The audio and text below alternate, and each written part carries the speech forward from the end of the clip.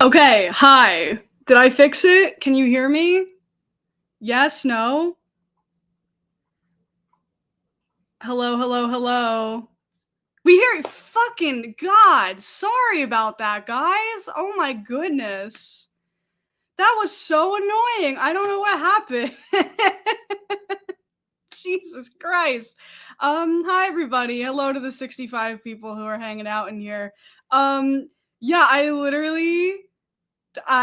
don't know. I just had my setup like I normally do. I went off and I just like unplugged my mic from my computer and plugged it back in, and now it's working. So happens to the best of us. Okay, how's everybody's day going? How's everybody's day going? Sorry about that. I hope people didn't like jump because I was like looking like a fucking idiot up here. That was rough. I'm gonna go back and like look at the the replay of this and be like, holy shit, I look like a moron. Okay. Your day, stressful and productive, just got better. First things first, I thought you were Latina. Thank you. Let's get this out of the way early in the stream, everybody. You're seeing Magdalena Bay tonight. That's really cool. Cool. Love that.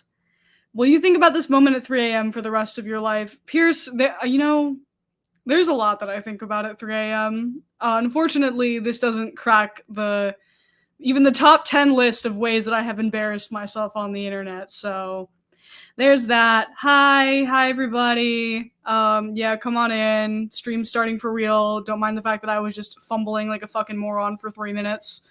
Okay. Happy Friday. Happy birthday. Happy birthday. Oh my god, we have 69 people in here. Nice. Literally nice. I'm not familiar with that fan cast. I have no opinion. I'm sorry. Haha. Cool. All right. So I've had a weird couple days, everybody. I don't know. It's been I don't know. I feel like there's been a lot of I don't know, internet shenanigans happening. I feel like everybody's like really angry, like more angry than usual. Not at me, mostly. So that's good. But I just feel like there's a lot of like rage, I don't know, in the ecosystem right now. Has anybody watched the Hasan-Ethan debate that's happening right now? Because I watched parts of it and I was just like cringing out of my skin, and I couldn't like, I gotta go back to it. I watched like sections of it, but I have to go back and reevaluate. Yeah. Hello. We got like 80 people in here. Y'all missed me fumbling around with my microphone like a goddamn idiot. So basically this is how this is gonna go. I'll talk a little bit about like a weird drama that I that I got into recently, and then we'll talk a little bit about, so I don't know, the YouTube drama ecosystem, and you guys can help me talk out what I want to do for my May videos, because I have nothing planned right now, and I also have no sponsors slated, and sometimes sponsors like they go on specific things, so like I'm pretty open currently. So that's where you guys come in. You were watching it. It's so bad. Ethan is a very unserious person. Yeah, we'll talk about it. Yes, it's the KP Saber Spark vid. I'm going to tell that story in a few moments here, just because it was wild. Are you feeling hyped for All Stars 10? No. I don't even think I'm going to watch All Stars 10, to be honest with you. Basically, the current arrangement that I have now is Derek is going to watch like the first couple episodes and then tell me like if it's worth watching. Because last summer, everybody was like, oh, you should watch Global All Stars like at like later. And then I did, and I caught up, and I was like, wait, this sucks. So, I don't know. Yeah, we'll get into it. For everybody asking about the Saber Spark thing, we'll get into it in like 1 minute. Yeah, that's your Drag Race crumbs, is that I'm not excited for All Stars 10, and I think it's gonna be bad, but maybe I'll watch it. We'll see. Global All Stars was trash. Yeah, it was. I was actually gonna make a video. I was debating making a video about that with like a more accessible entry point of like the time that they tried to do the Drag Race Olympics. But that was around the time that I was still tweeting about the show and people were being hostile and fucking nasty to me, and I was like, that's not worth it. So, can I shout out your friend Kenzo, please? Sure. Hi, Kenzo. Hope you're having a great day. All right. Pierce said I went through a breakup and Global All Stars at the same time, and it was actually such a traumatic time in my life. That sounds terrible. Oh my god, I'm so sorry. I would highly recommend The Thunderbolts. It's the best MCU movie. Maybe I'll see it. I don't know. Brian will probably go see it, and I'll probably go see it with him. Maybe. I don't know. It sounded like it was truly Kayla versus the world. It's always Kayla versus the world, my friends. That's what it feels like nowadays. Maybe a 1-year retrospective on Global All-Stars later this summer. No, sorry. I actually, I guess I should address this because if you were around yesterday, I did like sometimes I put out these like Google form surveys, on my channel, and I did one yesterday, and like so many people were asking me if I would go back to doing Drag Race videos, and the answer is no. It's still no. It's always going to be no. I'm sorry. If you want Drag Race content from me, you can check out the Rig Recap, which is a podcast that I host with Derek, also known as the Drag Detective, or you can subscribe to my Patreon for weekly bonus content. I put out like rambling videos about it on there all the time. So those are your options to get Drag Race content from me. We will not be doing it on the main channel. Cool. Can you go watch Thunderbolts with Brian? Brian is actually not here. He is out with some pals right now, so it is just me this evening. Protect your peace, Queen. Thank you. I appreciate it. We got almost 100 people in here, so you know, just getting comfortable a little bit, and then we'll tell the the story of the tangential drama that I got involved with by complete accident. Let's see. Random question. What's your favorite song on the Rise and Fall of the Midwest Princess by Chapel? Probably My Kink is Karma. I love that song. And I feel like I revisit that song a lot. So probably that one. Spill the tea. I will be spilling some tea. Don't you worry. Supermodern Ultra Girl. Yeah. Great song. Love that album. Great album. Okay.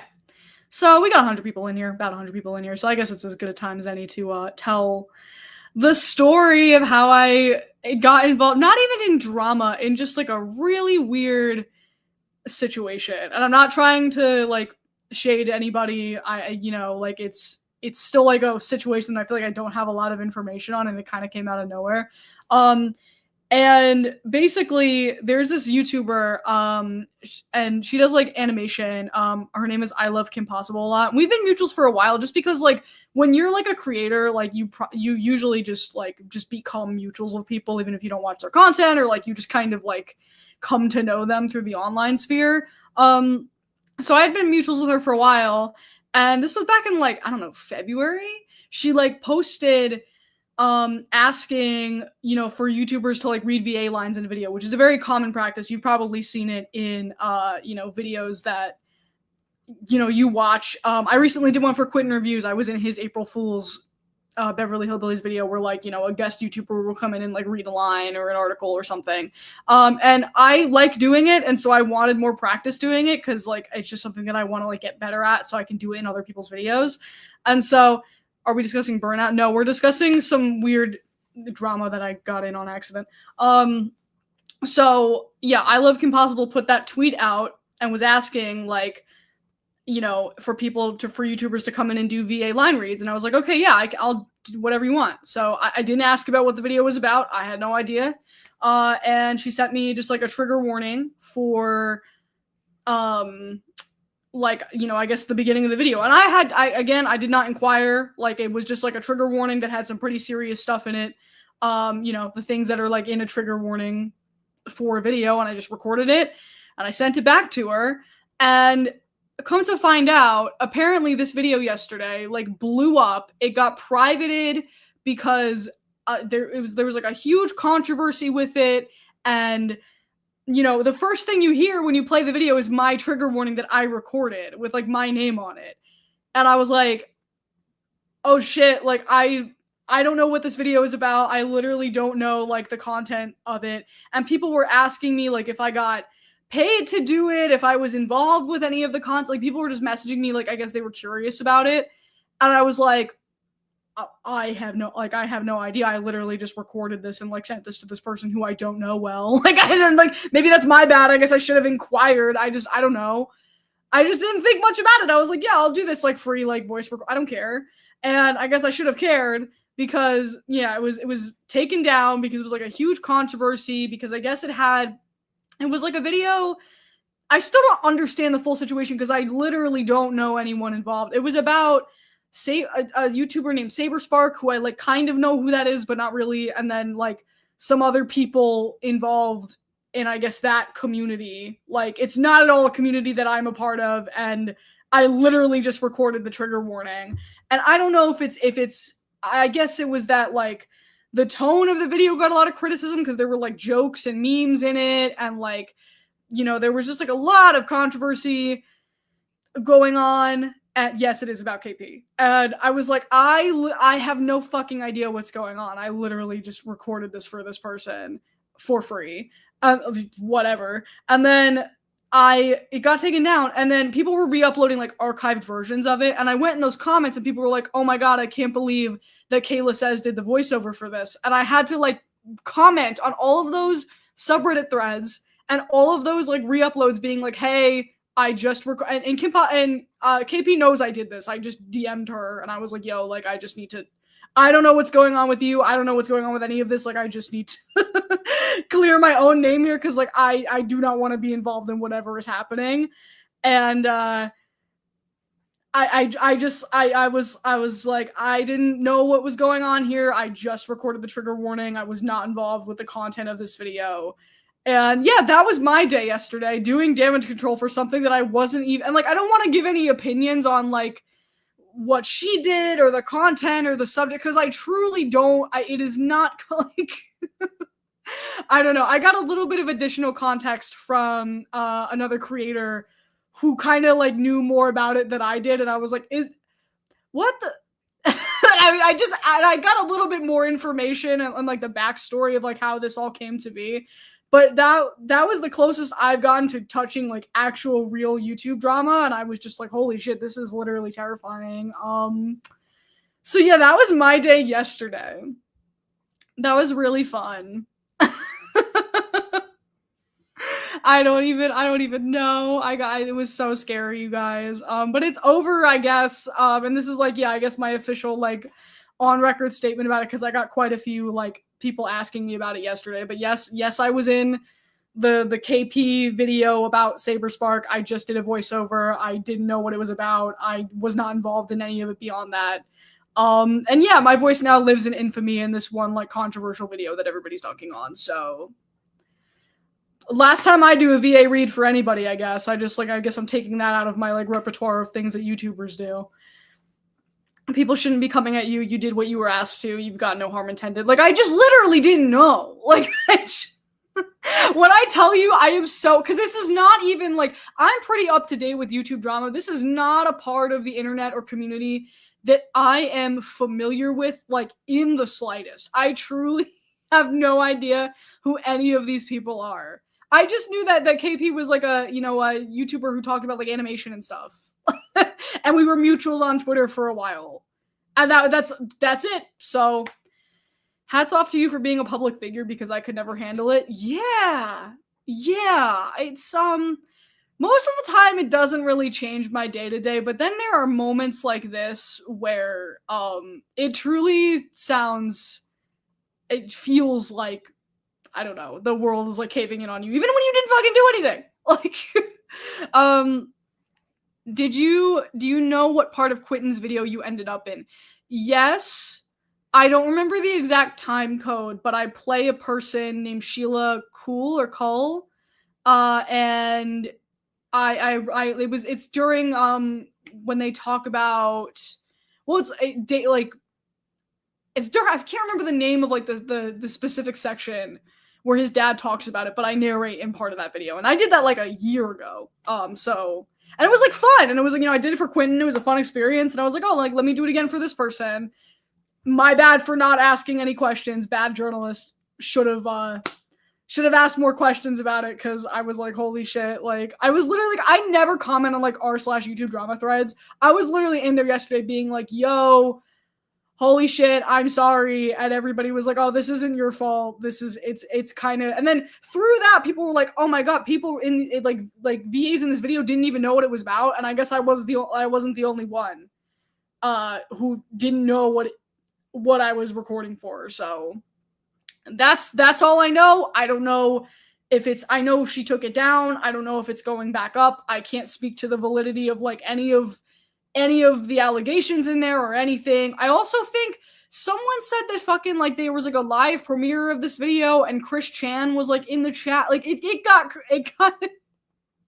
I was trying to explain this because Brian's not here right now, so I was FaceTiming him, trying to explain this to him last night, and he was like, I am so fucking confused. And I was like, me too. But this shit just happens to me randomly. I don't know if it just happens to like every single YouTuber where like you just randomly get pulled into shit and you're like, I don't know how I got here. I don't know what's going on. But that was a little scary. I was like, oh my God. I'm like, I don't know. I have no beef with anybody. I was just trying to figure out what was happening. Yeah. It's kind of bad on her part for not informing people beforehand too. I mean, I didn't even think to ask, to be honest with you. I don't know. I guess maybe like I should have. I think I saw her like tweeting about it, and I maybe should have put 2 and 2 together, but it legitimately like did not register to me at all. So who's Chris Chan? Oh, bless your hearts. Where do I start with Chris Chan?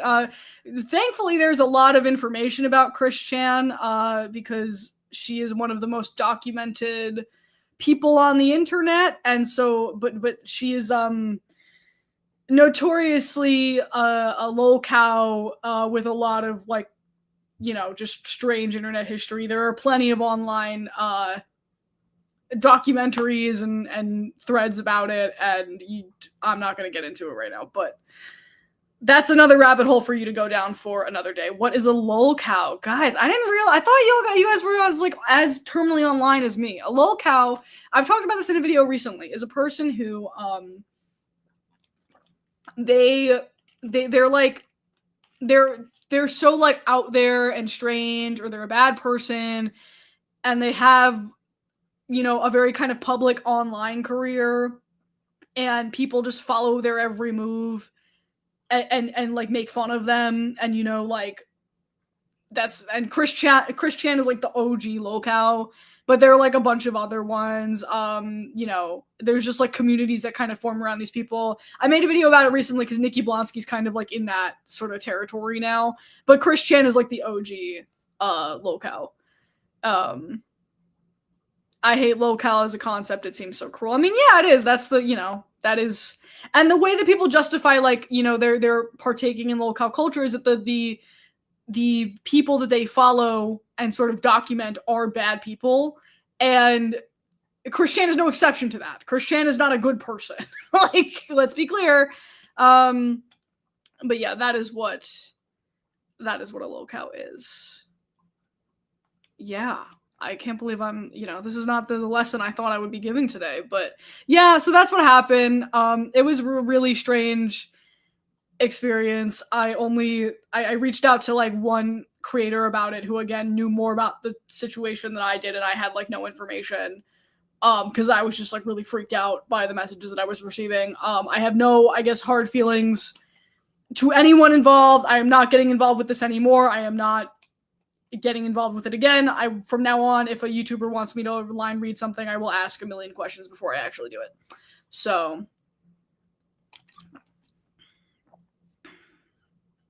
anyone curious about Chris Chan and locale should watch the ContraPoints video. Cringe. Oh wow, I forgot that Chris Chan is even referenced in that video. Oh my god, I just spilled water on my shirt, and now it looks like I have a stain on my shirt. I am a mess today, guys. I should not have come on and streamed. Ask questions and get paid, girl. I mean, I don't even care. Like, I'll do free, line reads for anybody. And it's not even about, like, money. Just such a weird situation. What an odd situation to find yourself in. I find myself in these weird fucking situations, like, all the time. I don't know. I don't know why I'm just, like, a magnet for, like, weird controversy. And it's always, like, just, like, the most bizarre shit. And sometimes also I think people get mad at me for like, I don't know, stuff that like I didn't even do, and they like heard through the grapevine that I said something that I didn't, and like this is one of those things, I think. But that's just, you know, no, who am I to complain, right? I'm talking into a room of 120 strangers who are actively listening to me, and that's, you know, that's a cool thing that not everybody gets to do, and I'm grateful for that platform and opportunity and experience. And in a lot of ways, you know, YouTube like changed my life. I don't have any complaints about where I am or what I'm doing. I just it's a weird thing to like be a semi-public person. And you kind of don't really know it until you're like in it, I guess, is the best way that I can describe it. My hair is a mess. I just went on like a walk before I got on stream, and it was like a lot hotter outside than I anticipated, so now I feel like I look like a sweaty mess, and I'm just trying my best here, guys. Yeah, I don't know. I guess that also kind of leads into my like next, not existential thing that I'm grappling with, but like obviously right now, if you don't know, I've talked about this on stream before too, but the Ethan Klein Hasan Piker feud is like boiling over currently on the H3 podcast channel because they are like live debating. I've watched a little bit of it. I haven't watched all of it, but I don't know. I think I said this before the last time I was on stream.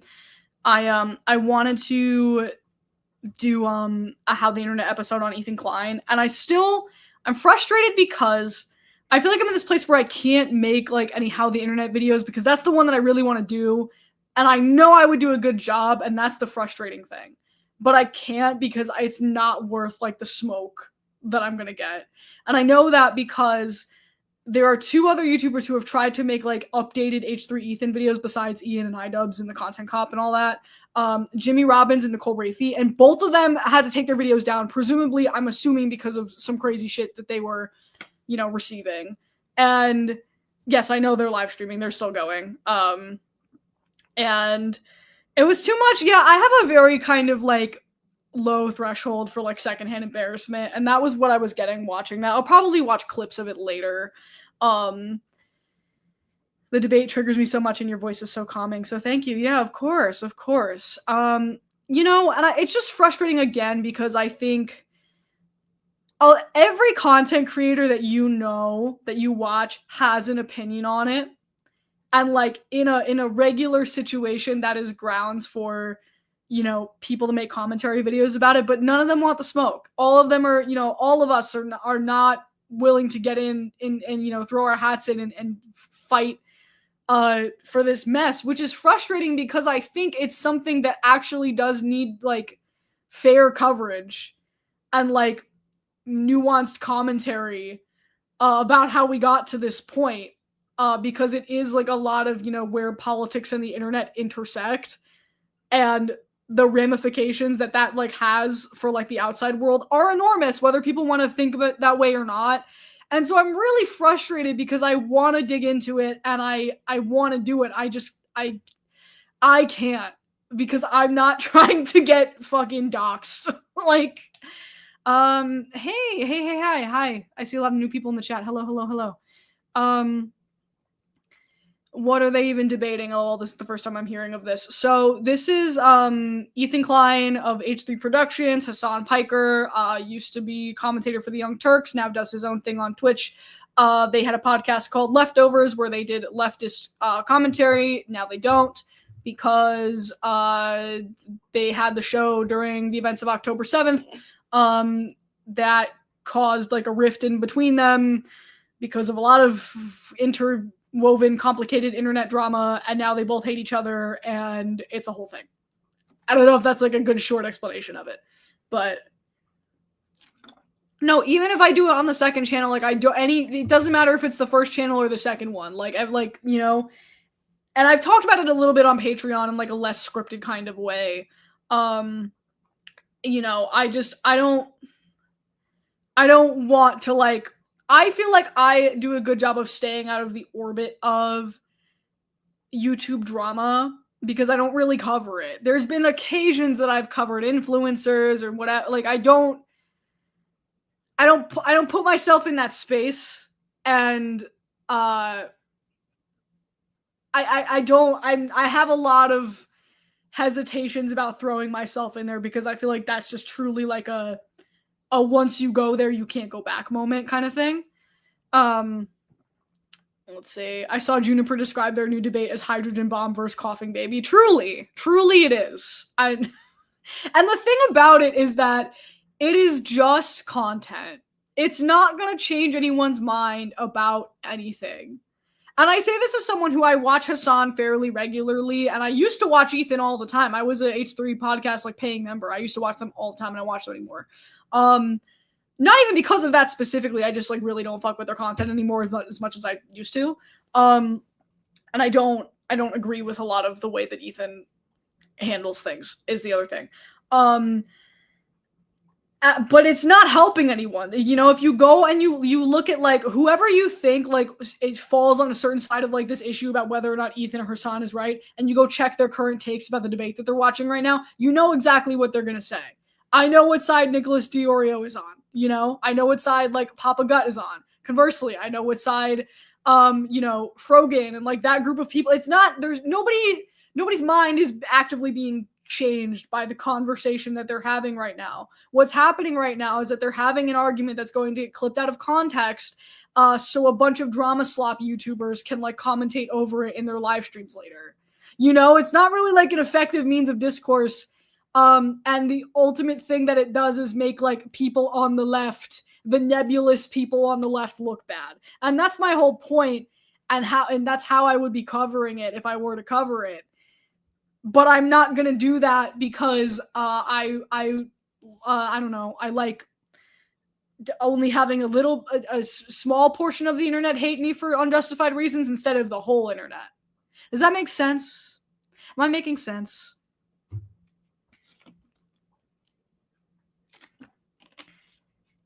Ethan needs to take a mental health break from social media for a long while. It's clearly affecting him. I agree. It's not. I think there are sides. I don't want to be like, like both sides are in the wrong here. Nobody is taking any proactive steps to be an adult and make the situation better, is where I am falling on it currently. Sorry, I'm catching up on the chat here. That's why you found it uncomfortable to watch. It's not. I don't know. It's not for like means of productive discourse. It never has been, is the thing. Like when this first all went down, and I just don't think Ethan was ever going to like, he has very strong ties to Israel. His wife is Israeli. There was no way that like through a leftist podcast where they spend the rest of their time making jokes and dunking on Republicans and like whatever, like that was the whole point of the show. There was no way that Ethan was going to like unpack the complexities of his identity and like, renounce the state of Israel entirely. That was never going to happen. And so like, I think they were trying to do something, and I do think Hasan was patient with it. Like they were trying to do something at first and be productive and like discuss this in like a nuanced way that I think was helpful for people. And then it just like immediately devolved after the whole Frogan thing happened and Twitch and like all of that stuff, to the point where again it's just like content slop, and there's nothing of value being pulled from any of that. How dare I be nuanced? How dare I be nuanced indeed? I think at their age, it's time to grow up. Yeah, I don't think YouTube debates are ever productive. That's also part of it, is like, what even is a YouTube debate anymore? It's just people talking past each other most of the time. The only debates that I can ever really tolerate are like Sam Cedar, because I think he actually like, I don't know, requires the emotional maturity to like engage in a lot of that. And that's not to say that like I don't think that the like Hasan defending himself is incorrect. I don't think that, but like I don't know. This none of this is like happening in good faith, and it's going to just have like bad ramifications for everyone else. And that's like the stuff that I cover, right? That's like my thing, and I can't talk about it because I don't want these fucking crazy people breathing down my fucking neck, you know? And that sucks. What is Nuance? Unclear. Nuance not found. Hello to the 130 people in here. We're just talking about, you know, the Ethan versus Hasan rise and fall of leftovers situation. The most recent discussion Sam Cedar had with Ethan on stream was very hard to watch. It was. And I powered through it because I love Sam Cedar. And I think he's just one of like the best just people on this platform. I don't think this platform deserves him, truly. Yeah, make a new faceless channel. That'd be funny. I think my voice is very recognizable at this point. Ethan sucks. Hasan was so patient with him at first, and Ethan just made it super personal. Yes, I do agree with that. I just think it was something that was never going to be litigated in the current state of the online communities that they are mutually in. And the thing also is that I have no doubt that Ethan has experienced some really out-of-pocket, like, crazy shit harassment from people.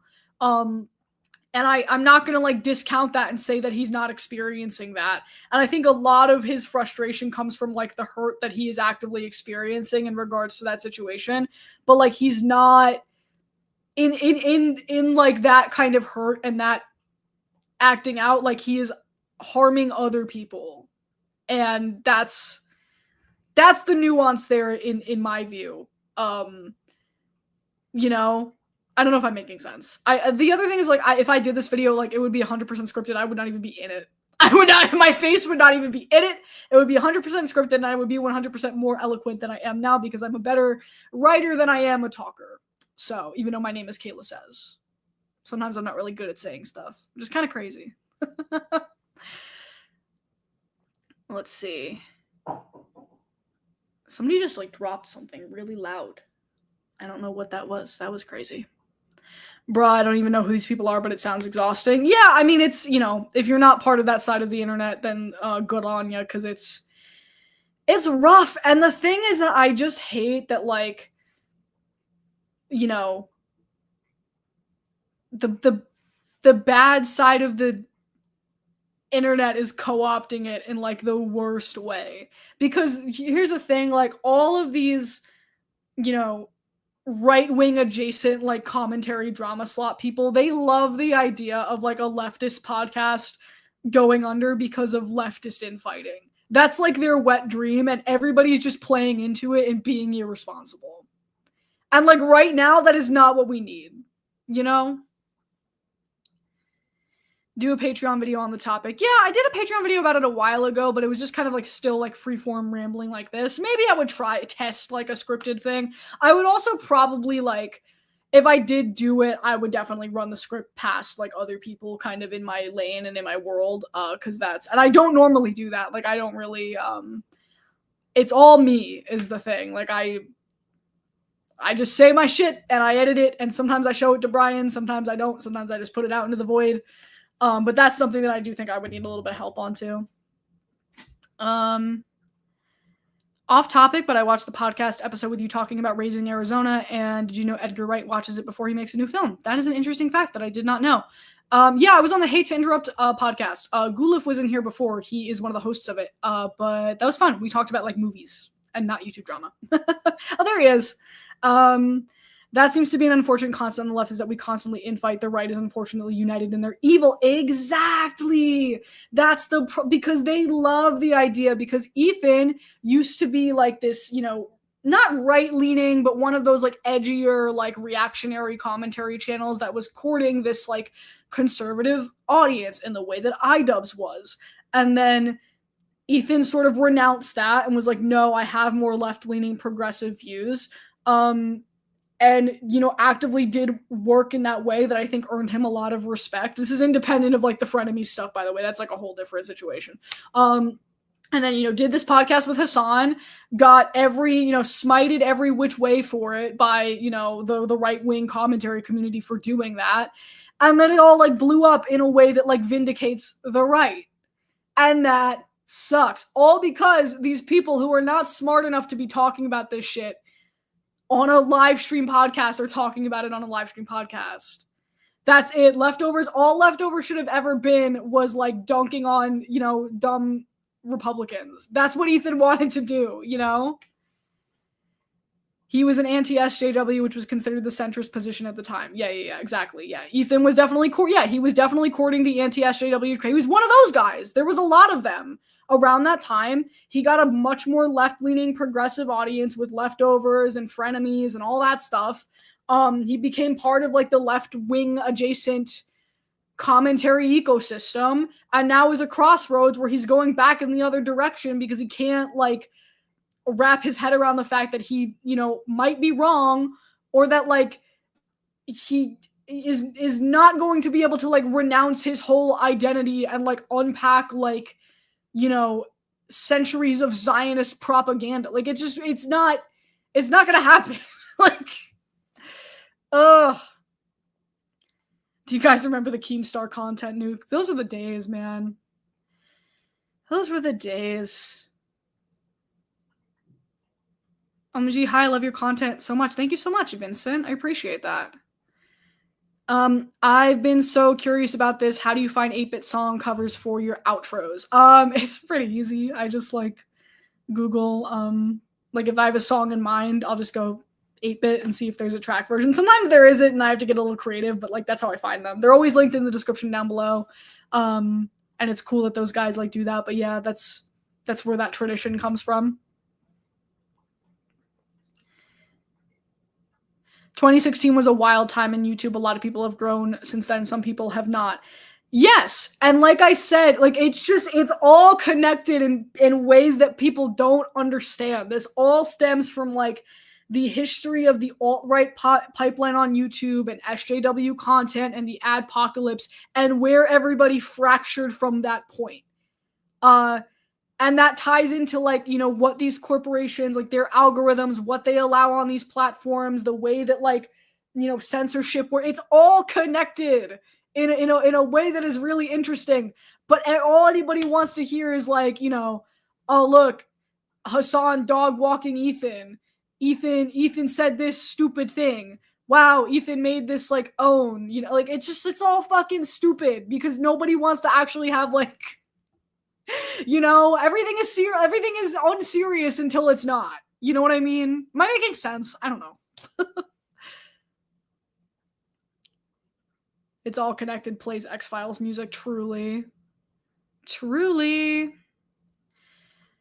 Remember, y'all, everything comes back to 2016. Everything is 2016 forever. I thought you make those 8-bit covers. OMG, no. If you go in the description, they're always linked there. I always give credit to the people who, I don't make them. But they're, like, a fun little addition. Reminds me of SJW destroyed by Logic and Facts videos. LOL. Yes, that's what it all, like, comes from. This is where all of these people came. They came from that. And then the adpocalypse happened and everybody fractured and, like, packaged themselves accordingly. And this is, like, the second coming of that in a lot of ways. I do think that, like, that's why I think what a lot of Ethan does is harmful, because it's, it's gonna get people deplatformed that don't need to be deplatformed. That's the problem.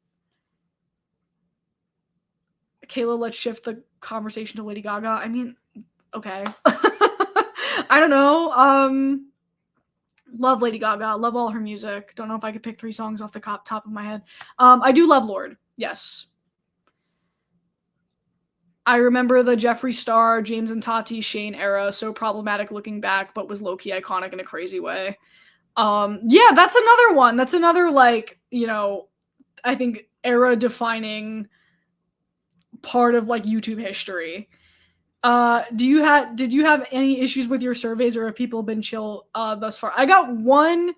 So if you don't know, I put out a survey yesterday just kind of asking people for feedback on my channel. I got one crazy I I'm assuming, I don't know, they're like a hate watcher of mine who like said some crazy shit to me that was like very out of pocket.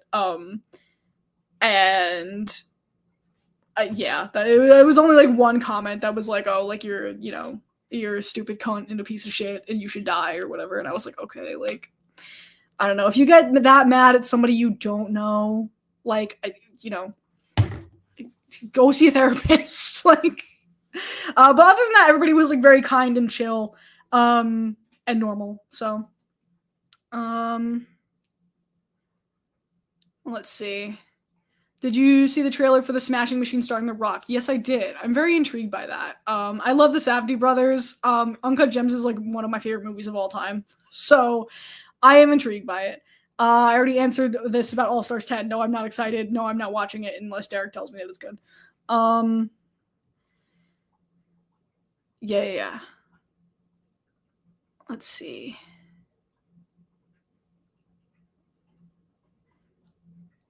How do you brush off hate watchers so easily? I mean, I guess it's not easy in the sense that, like, I did get that, like, nasty comment yesterday, and that did bother me, because I was like, wow, it's kind of scary that, like, someone is out in the world, like, walking around who, like, irrationally hates me this much for no reason. And it was over fucking, like, Liam Payne. It was somebody who was, like, still mad about that. And I was like, what the fuck? Like, I don't know. There's a lot of fucking mentally ill people out there, man. And I just try to, like, realize that if somebody's like that mad at a YouTuber for an opinion that they have, like, and they need to express it in that like way, in a way that's like hostile and violent, that says more about like what's going on with them than it does about like what's going on with you, you know? Do you watch Hacks? I love Hacks. Hacks rules.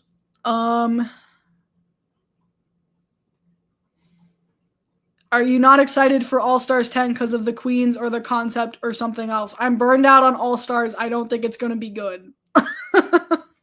And like, I'm not really crazy about most of the people on the cast.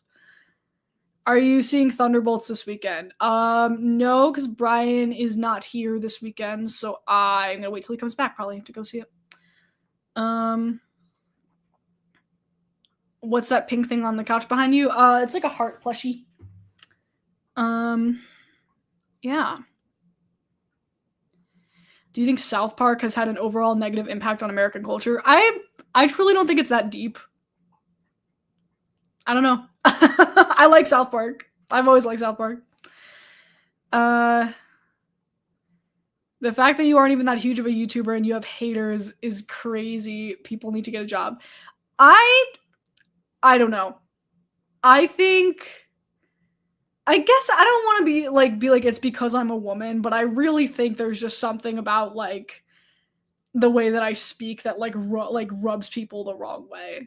And like I get a lot of people being like, "Oh, you're pretentious, or you think that you're smarter than people and you talk down to your audience." And like I don't think so. I think it's a mix of like, if I was a man, you would not be saying that, and also I think people baby their audiences too much and they treat them like children.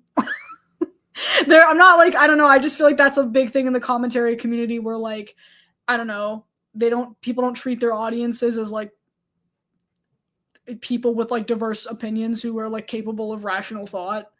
And so they kind of like placate all of their statements in this very like, I don't know, neutral, unassuming language where they're saying a lot, but they're not actually saying anything. And to me, like, that's just the antithesis of having a YouTube channel where you share your opinions. I don't know. It's definitely because you're a woman. It could be because I'm a woman. I don't know.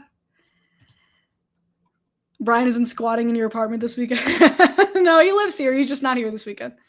Your audience has smart people in it. I think so too. I don't think I talk down either. I get that a lot. People think that I just like, I patronize and I talk down, and I don't. I think I just talk to you guys like you're fucking adults. Like, I don't know. And I also think like, I'm joking a lot of the time. I think I employ a lot of sarcasm, and I think people take me very literally, and that's also part of it, I think. Is Elliot Sang on the short list of creators you would want to collaborate with? Sure, I'm mutuals with Elliot Sang. I like his videos a lot. He's very cool.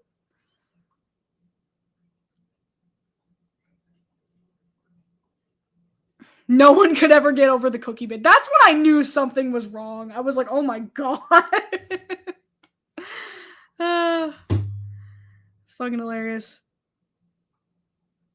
You were saying the quiet part out loud, but not in an offensive way. LOL. I don't know. I just guess people always, I don't know, not to get like weirdly introspective here, chat, but like people always tell me that I'm different. I'm very different from like the commentary that they watch. And I don't know. I just think that's part of like I'm not gonna like I think the point of like being a YouTube commentator is that you have an actual point of view on something, and I think people in this lane are often actually too scared to share what their real point of view is, and I think that's why I get a disproportionate amount of hate because I'm not always agreeable, and I know that. Like a lot of people baby viewers so much it's become the norm. Yeah, exactly. I think if you're stupid, I'm just gonna say like if there's a stupid take, I'm gonna say that it's a stupid take. Like, I don't know.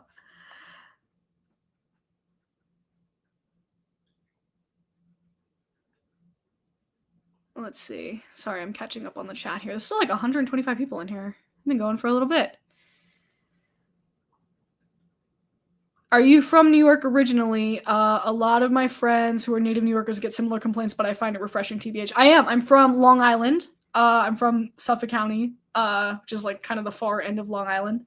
I lived here until I went to college. I went to college in Boston. I lived there for 4 years. After college, I moved to Albany, New York for a job. I lived there for 2 years. And then in 2022, I moved to New York City proper, and I've been here ever since. So that is my journey. I'm a native New Yorker. A lot of commentary channels seem like they're just playing TikToks and occasionally pause to comment and make a joke. And if you're like cool with that style of commentary, that's fine. I think there's some people who do it well. That's just not what I do. I think some people like they think of commentary as you're like, YouTubers are just comedians that are doing like that are just like reacting to shit in real time and making like jokes and doing observational comedy, but like I'm not a comedian. I don't do that. Like that's not my thing. And I think like people misinterpret that as I don't know what. I don't know. Am I making sense? I feel like I am misunderstood. And I'm not complaining about that. That's fine. That's kind of where I'm at with it. 100 men versus one gorilla. Who would win? 100 men, I think. I think 100 men would win.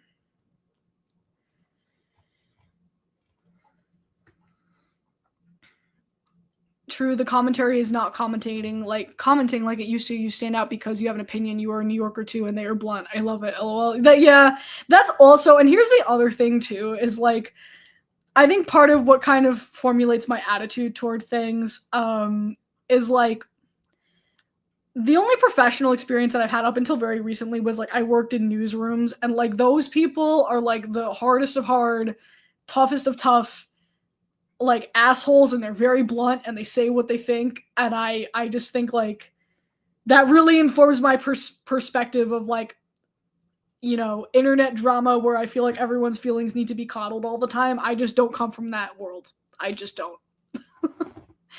And that's not how I was raised either. I just think it's like a mix of like environmental, professional fact. Like I just can't. I don't know. I think if I came onto a video, right, and I did a thing where I was like, let's talk about, like, for example, like there's a story on TikTok right now of like this girl who like lied about like how she has like she's doing this caveman skincare routine and like has a bacterial infection on her face. If I came on here and I just played clips of that and I was like, wow, that's so crazy that she would lie like that. Like, would that be entertaining to you? That's not what you come here for. That's not what I do. Like, can you give us an authentic New Yorker? Forget about it. I'm walking here. No, I'm kidding. Brian in the chat. Hi, Brian. Have you seen Andor? I've seen the first 3 episodes of season 2. I need to watch. I'm probably gonna watch the next 3 after this.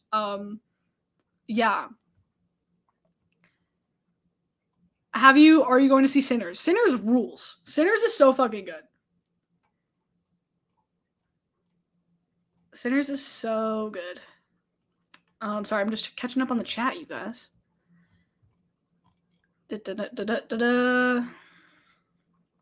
You have way better takes than 99% of other commentary channels. Thank you. I appreciate that. I really do. Again, I just think like I know what my value is to people. You know what I mean? And sometimes I think a little bit is like, oh, like people want to see me like come here and be mean and whatever. But I also don't think I'm that mean. I just think like I can't make myself agreeable, and I wish I could because that would be easier. You know? Cup Pablo wants to go see Thunderbolts with Brian. We should do like a movie outing where you guys come with me and Brian to like see movies. What else? Does your partner still work in political journalism? He works in broadcast news, is what I will say, and he still works in it, and I do not. What is your? Let me see. What is your favorite Arctic Monkeys album?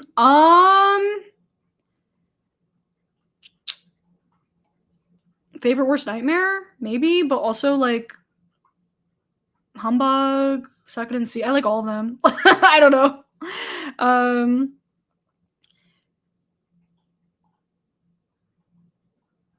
Not to sound cringe, but I'm actually curious. Why did you want to do YouTube? Yeah. I felt like, I mean, I was like very much a child of the internet in the sense that I grew up watching YouTube, and I always knew that I wanted to do it. I just like never, I don't know, I just never really tried. And then in 2020, I was unemployed during the pandemic because I graduated into the pandemic.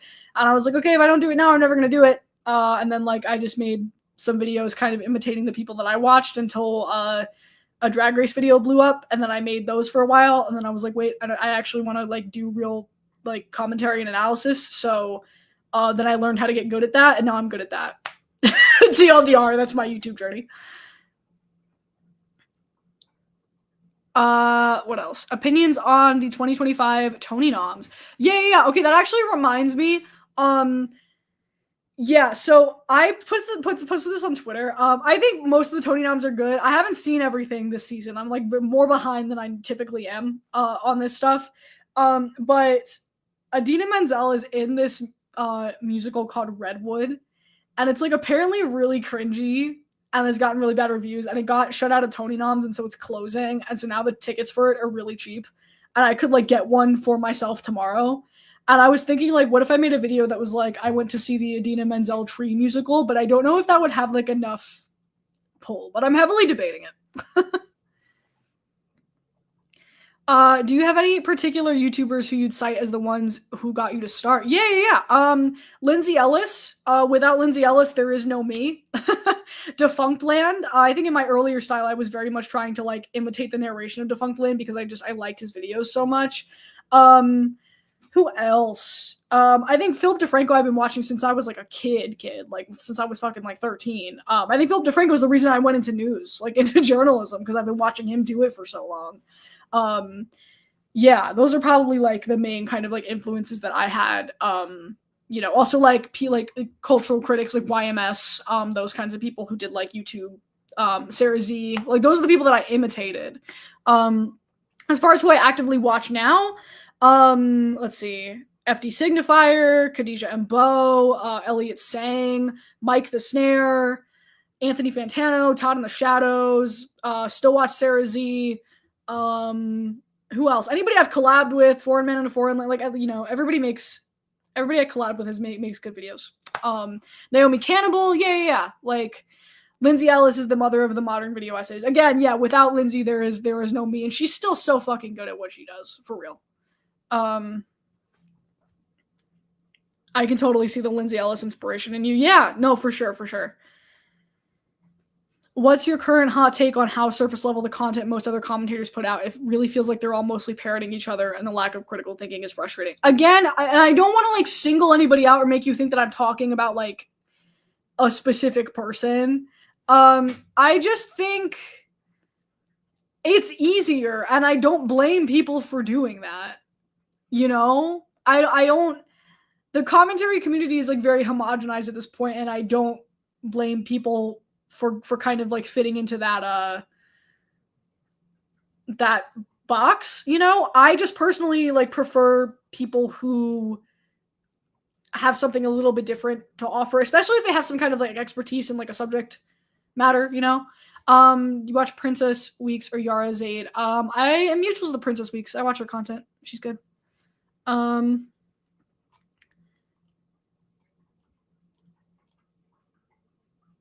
Sorry, I'm catching up on the chat here, everybody.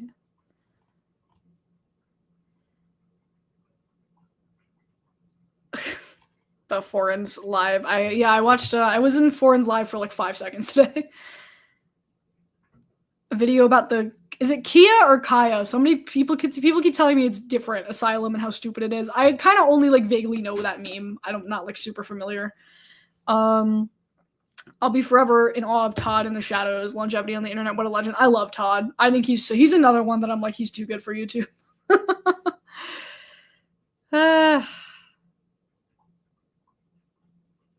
Yeah. Oh yeah, Cheyenne Lynn. Cheyenne Lynn's great. Yes. Yes, Cheyenne's great. Yeah, I'm it's kind of cool that like I'm just now mutuals with like a lot of the people that I used to watch, which is like kind of crazy. Kia Asylum. Okay. Yeah, I'm vaguely familiar with that meme, but like I'm not super. It's like a Stan Twitter thing, right?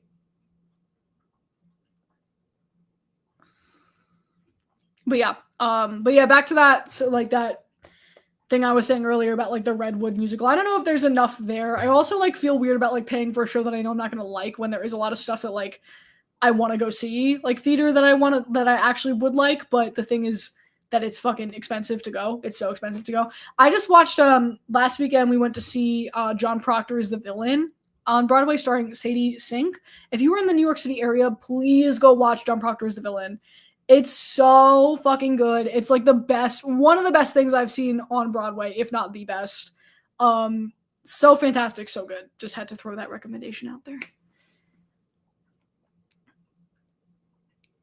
The tree in the musical sings back to like the tree sings. Thoughts about Kieran Culkin being snubbed. I know. I mean, okay. I saw Glengarry Glen Ross. I can't speak to whoever else is in that category because I didn't see everybody in that category. I would have liked to see him nominated. I think it's okay that he wasn't. I don't know. Glengarry is like a very straightforward kind of adaptation, and it was good. It was just like not crazy groundbreaking, and I say that as like somebody who's literally obsessed with Kieran Culkin. My wife and I would really love to see Hadestown. I've heard great things. Hadestown is great. I saw a touring production of it in Boston. I actually have not seen it here on Broadway, but it's really good. Let's see. I found you through your bad Cinderella review. That was a long time ago.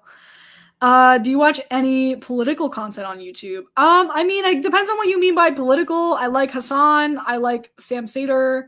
I listen to a lot of like Jon Stewart's podcast. Does Chapo count? I listen to Chapo Trap House. I don't know. Like, yeah. Bob Odenkirk was nominated for Glengarry. That makes sense. I think any one of them could have been nominated for it. I think it's cool that it was him. He should have won an Emmy for Better Call Saul. It's crazy that he didn't. A favorite Daily Wire member? Isn't that like the Ben Shapiro bullshit? The fuck is wrong with you? Get the fuck out of here.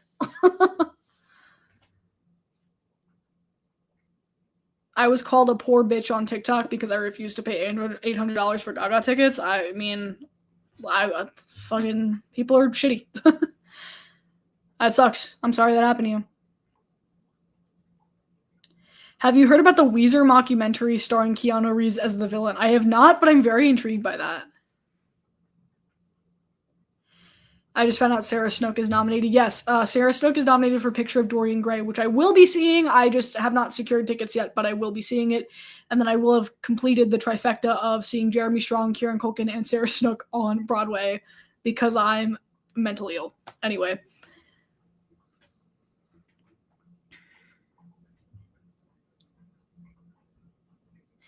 What about a condensed history on singing competition shows and how always the best person with the story wins? I don't know.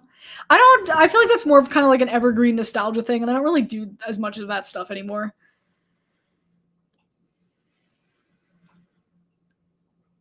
How do you feel about television and film actors making the switch to Broadway? It's kind of funny because all of them just say that they're doing it to like accumulate a steady paycheck. That's literally what Kieran said when he said like that he was doing Glengarry, and I get that people are frustrated with like stunt casts and stuff, and I understand why. Yeah, I get why they do it. You know, I get why they do it. Do you like Waitress the musical? Yeah, Waitress is good. Have you caught up on Addison Rae, the most exciting voice in pop music? I heard that Diet Pepsi song, and I was like, that's cute. I don't know. I still don't have. I don't. Am I supposed to have a fucking? We talked about this last time about Addison Rae. I kind of don't care. People are like, oh, she's doing this like ironic thing. Like she's such a smart pop star. Like I don't care. I just don't care. I don't know. I really like the Heathers musical. Heathers musical is great. Yeah. Love Heathers. Thank you to the 125 people still in here. That's crazy. We've been going for like a little while. The George Clooney play should have been ashamed of themselves on those ticket prices. Yeah, I agree. Yeah, so there's two big shows on Broadway right now that are really expensive. The first one is Good Night and Good Luck starring George Clooney. The other one is Othello starring Jake Gyllenhaal and Denzel Washington. And I think Othello was worse. I think that was like $800 tickets. And like the inaccessibility of Broadway is getting crazy. Because in some ways I do think you need locals to sustain your shows. And like I used to go to shows pretty frequently. Now they're so fucking expensive that like I don't as much. And you need those people to be able to sustain like any longevity on Broadway. So I don't understand like the need to jack up these prices. It's fucking crazy.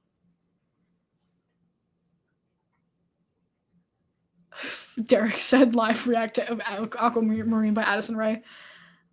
Oh god, I don't want to get in trouble for copyright issues. I don't get. Just people are just fascinated with her in a way that I don't. Whatever. She was like a TikTok kid, right? And then like made some music that's like some pop music that's pretty good. I don't know. That Addison Rae is always one of those things where it's like it shows my age, where I'm like I don't see the appeal. I don't care. I'm doing boring uni work and you're making it much more bearable. Thank you, Kayla. You're welcome. They brag that they made the most out of any Broadway opening night, but that's just because the seats are the same. Yeah, I agree. I think like charging $800 for a ticket to anything is fucking crazy. Ridiculous. You a gamer, Kayla? Not as much as I used to be. I miss like playing games more actively. I watch a lot of other people play games. That's like a big thing that I do now because I don't have time to play games myself. But we have an Xbox. I have a Switch. Yeah. I think I tweeted this earlier, but Corey Kenshin dropped like a 6-hour Resident Evil Village Let's Play, and I was watching that today while I was working. Hit me with some of your favorite games. Resident Evil. I love the Resident Evil lore, but my favorite games are the Batman Arkham series. I love that series, and this is now where I'm going to get a bunch of people in the chat telling me to make a Batman Arkham video, which has like been the meme video that I will never make for like the last like 2 years now because I don't think it would do well. But those are my favorite games. But what else? I mean, I'm like a cozy gamer. I like Animal Crossing. I like Stardew. Yeah, I love Resident Evil. Resident Evil rules. Yeah. I'm trying to think of what else. GTA. Cooking Mama. Cooking Mama's a great game. I'm not going to make Batman Arkham because it would literally get like 10 views. Maybe for the second channel, maybe. For those who want my quick take, Asylum good, City great, Origins whatever, Night bad, and yeah. Did you watch the Harley Quinn animated series? I did not. Low-key Cooking Mama taught me how to make rice. Ah, shit. Were you always in the news and media space professionally or interested? Sorry. Yeah, I guess so. When I was when I was a kid, I wanted to be in like film and TV writing. I did screenwriting for quite a bit. And that's kind of like where I wanted to go for a while. I also like I write creatively, and that's always been a thing. But I also like have always had an interest in news and journalism, and I kind of I knew I was gonna end up like studying that in college in some regard. But yeah, I went to Emerson College and I studied journalism there.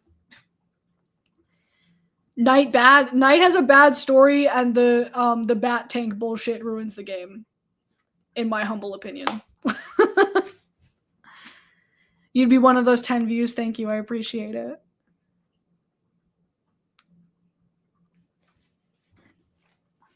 I'll awkwardly sip the rest of my water here.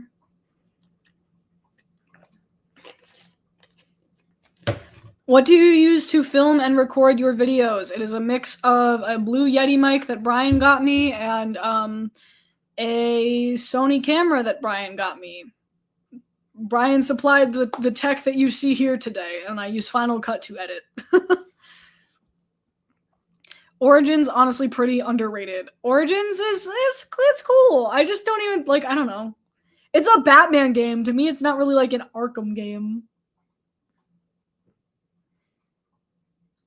Make a video about the death of award shows. Award shows, like, they're just so... I tried to make like a video about like Oscars hosts once, and like they're just so strict with the copyright video that like it like would not work. Do you have any current writing projects you are working on? I'm always working on like creative stuff. But yeah, I'm writing a book right now, so I don't know how far I'll get with it, but we'll see.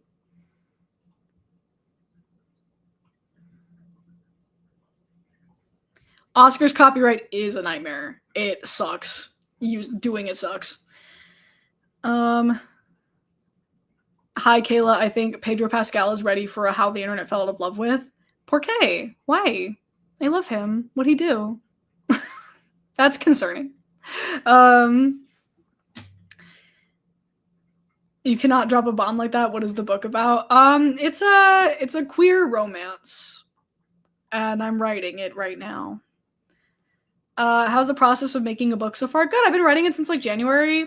I'm at the stage with it now where it's actually almost done. Like the first draft of it is almost done, but I have a lot of rewrites that I like need to do, and I'm like kind of putting out, like putting it off, like doing the rewrites for me to like, I can't finish it until I do some structural rewrites with it, you know? And so that's like, I'm like at like a stalemate with it because I like, it's going to take so much work to like go back and do it. But I actually, on my Patreon, I asked, I have a couple like beta readers who are going to read the first draft of it probably, like once it's done. Literally, when do you sleep? I sleep a lot, actually. It seems like I don't, but I do. Hey, Desi, hi. I do. I go to sleep actually very early because I need sleep to function or all. When I worked overnight, I worked overnights as a morning show producer, so I worked 11 p.m. to 7 a.m.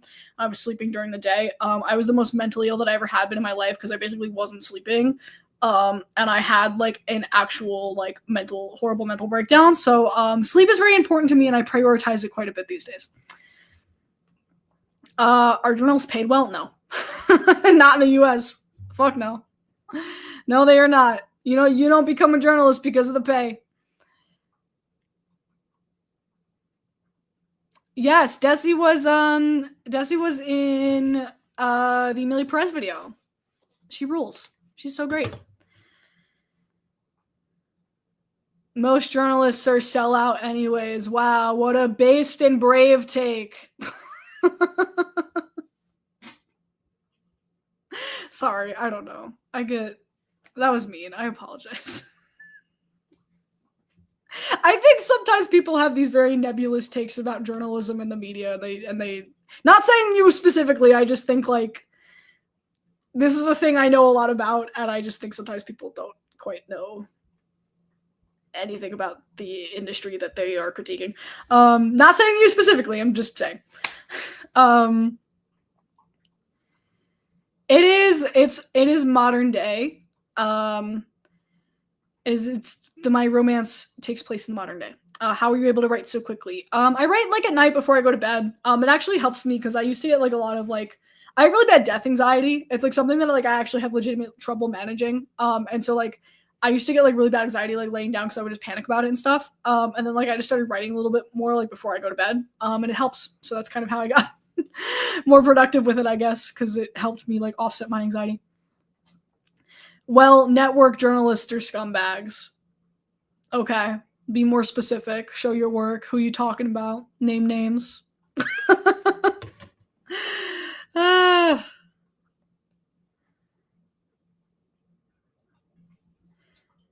Too many people conflate journalism with entertainment commentary without realizing how hard it is to be an actual journalist. I just think you can't have an opinion that starts with journalists are blank and the media is blank and like have it be an accurate opinion, because there are so many complex like systems that work within like that fall under journalism and the media that if you're inherently not identifying properly like what you're talking about, then you don't know what you're talking about.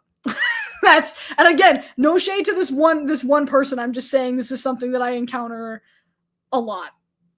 Because like a lot of people don't know like how the information and ecosystem delivery like works. Because there's like local news, which is like it was local news is different from network news, is different from like the New York Times, and like print outlets is different from digital media. It's all different. It's different. It's all different. You know? Is Gayle King a good journalist? Gayle King is fine. She's good at her job. I don't know. She's a good broadcaster. Has been for a while. She's fine. Like, fine. As someone with a media communications background, media is so complex. Fair enough, it is all different, but foreign policy reporting is absolutely repugnant. See, okay, that's a more specific take that I can get behind. Thank you. Get to what you're actually saying, and then I can evaluate whether or not your opinion is legitimate. Still not specific about who you're talking about, but like I understand that more than like all journalists, whatever. Hello, ma'am. Hello, Graybell. Like a small town newspaper journalist and news presenter for Fox are 1000% totally different jobs. Exactly. Taylor Lorenz and Kat are awesome. Yeah, they both do great work. I feel like people trust their local news more. I mean, I'm glad to hear that. I worked in local news and it was not easy, but it was like, I think in some ways more fulfilling than when I did network news. Because it was like, you were talking, I think, to like communities directly, and that was like cool. And there's like a level of like grounded kind of like, I don't know, worth in that.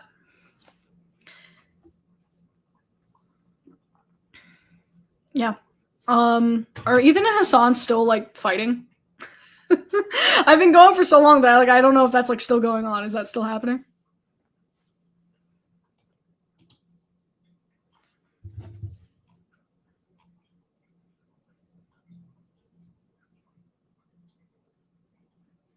Chat just like stopped.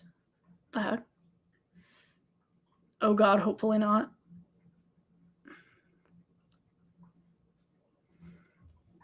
It's still going? Is it actually still going? That's fucking crazy.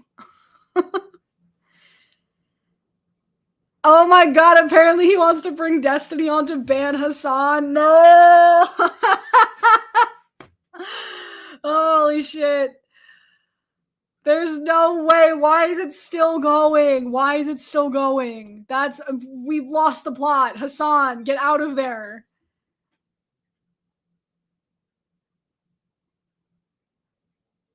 Oh my god. The only thing more painful than this debate was the Ethan Klein XQC debate. Yeah, it's because XQC like fucking can't read.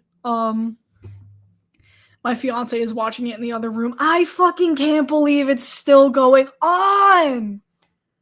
That's crazy. Oh boy. Dude, I like Hasan, but he needs to go back to when he just ignored Ethan. This is excruciating. I just don't think he should play into it. He's not like, these people are just never going to get along, ever. They're never going to. Like, I took a blunt break and the Hasan-Ethan debate is still happening. Why the fuck is it still going? Oh my god. Have you watched the morning show? People keep telling me to watch the morning show. I've not seen it. So I can't. People always ask me if it's accurate. I don't know, because I have not seen it. But maybe it is. Holy shit. I get so disappointed in the state of, like, the internet community, man. Like, I don't know. This doesn't help anyone.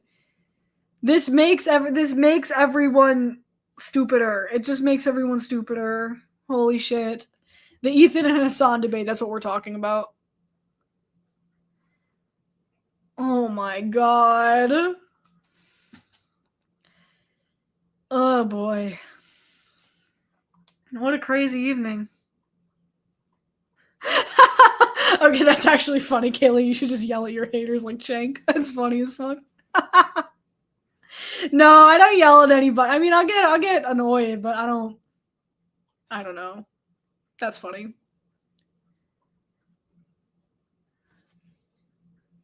I just went to Twitch to check what the fuck is going on, and the first 2 words I heard were Nazis and terrorists. It's just no one's ever going to have, like, a good faith argument this way.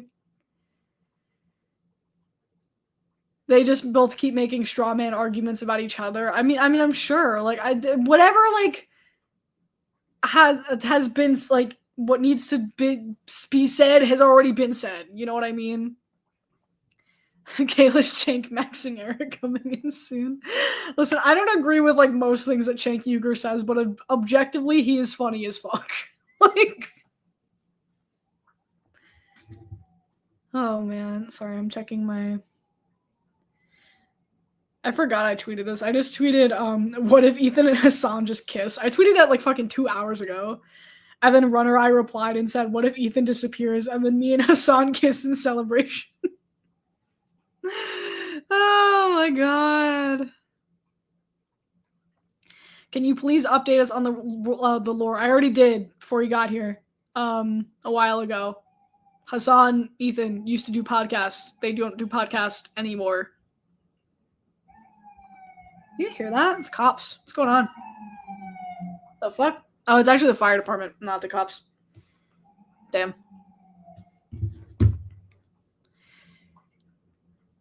I liked one thirst trap of Hasan, and now my timeline is being flooded with Ethan content, and I hate it. That's the lore. Desi, that's so real.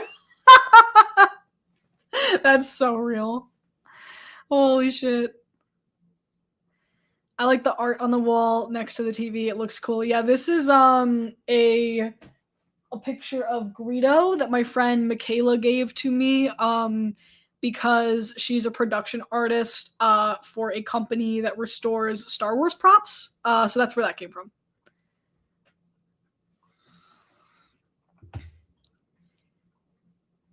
I engaged with one of your hockey tweets and now I can't get it hockey from my timeline. I'm so sorry.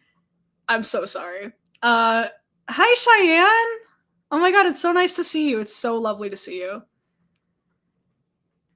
Go watch Cheyenne's videos. Cheyenne's great.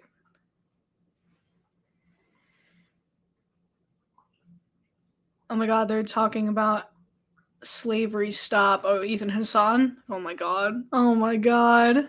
Cheyenne in the chat. Woohoo! Do you like I May Destroy You? I've never seen I May Destroy You. I've heard it's good though, and I think it's something I would like, so it's been on my list for a long time. I need to like get around to it. Because when I watched Fleabag, everybody was like, oh my god, you should watch I May Destroy You. So, maybe I'll watch that soon. How long have we been going? Hour and 22. When the Blue Origin news came out, I was immediately looking forward to hearing your take on it. I was not disappointed. Well, thank you. Appreciate that.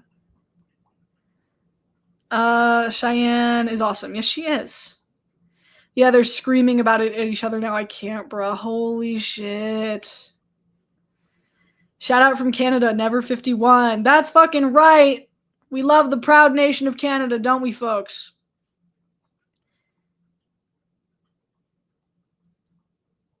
Since you live in New York, what's your favorite pizza type? Can I tell you guys? I'm actually not like I'm a really picky eater. I'm not like I'll eat pizza. It's like not my favorite. Any New York slice that you get is fine. There's this place by my work called Table 87 in Brooklyn. They do like really flat pizza that's like not like super greasy. I like that.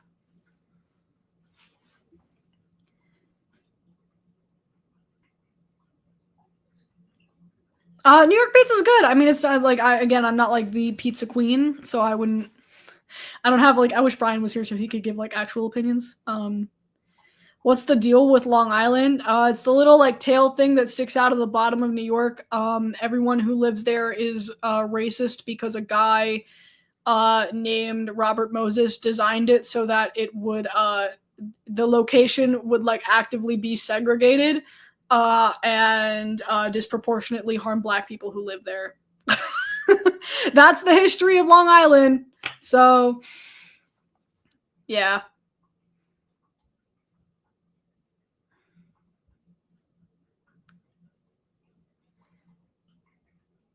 Twitch just recommended you Bernie's live stream because you're watching Hasan. That's funny. Is Staten Island really that bad? I don't know. I don't go there enough to have like an opinion on it. No reason for me to go there. Is Domino's valid? Sure, if you want it to be. Domino's has that like cookie pizza thing, the like brownie cookie thingy that's really good. Oh my god. Okay, yes. We talked about the I Love Kim Possible a lot drama in the beginning of the stream. Let me just quickly recap. I don't know anything about it. I was asked to do like a VA read for the trigger warning in the beginning. Or like she asked on Twitter, we're mutuals. I volunteered. I didn't know what the video was about. I have no idea.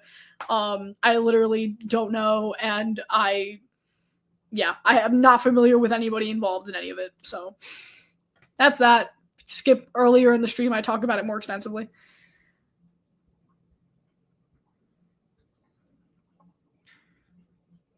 Yeah. If you were a state, which one would you be? I don't know. I think I'm very New York.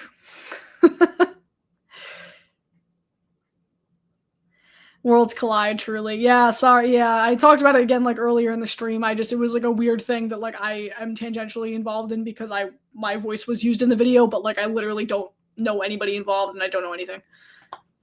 Pizza on Staten Island is fire though. Desi, I'm gonna come visit you in Staten Island just to like have a reason to go. We can like hang out and get food.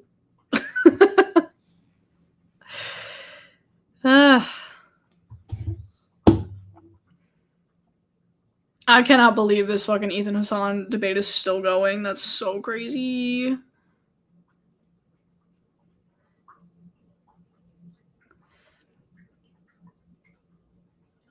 Oh my god. I'm mutuals with Caroline Kwan, who's like a Twitch streamer. And I guess she's talking about the Ethan Hasan debate because she's had time to decompress, and she just posted a screenshot of like one of those Jubilee roundtable bullshit videos. It's like, should the U.S. deport its citizen? Left versus right roundtable. Holy shit. When did they start? Didn't they start at like 3? I think they started at like 3 o'clock. They've been going for a while. Caroline's been on a tear. I love Caroline. We've interacted like a couple times, and she's reacted to me on her stream, actually. She's very cool.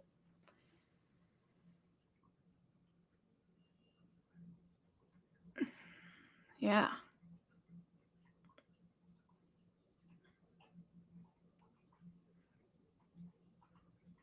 It's been over 3 hours. Yeah, it's crazy. Have you ever been stopped by YouTuber Khan in New York City? I don't know who that is, no. There's like not a ton of, I feel like there's not a ton of creators who live over here that I know.